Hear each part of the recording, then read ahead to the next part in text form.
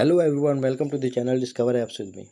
In this video, I'm going to show you that how can you fix the problem of your Google Chrome browser not opening. You may face the problem of Google Chrome app or the Google Chrome browser not opening. So the only thing you have to do is to make sure that your internet connection is stable.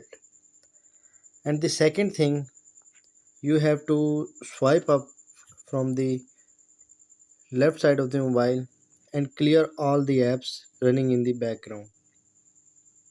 Once you clear the apps, then your internet speed will be stable, and I hope after this your Google Chrome starts working. But still, if it is not opening, you have to open your mobile settings and go to the app management. There you can see the app list. You have to open the app list and open the Chrome settings here. There you can see the option of storage and cache. Click on it and you have seen the option of clear cache at the bottom right corner. You have to click on it.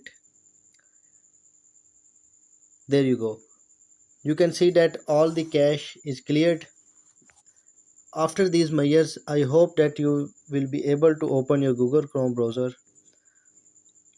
But still, if you do not open the Google Chrome browser, then all you have to do is to restart your mobile phone.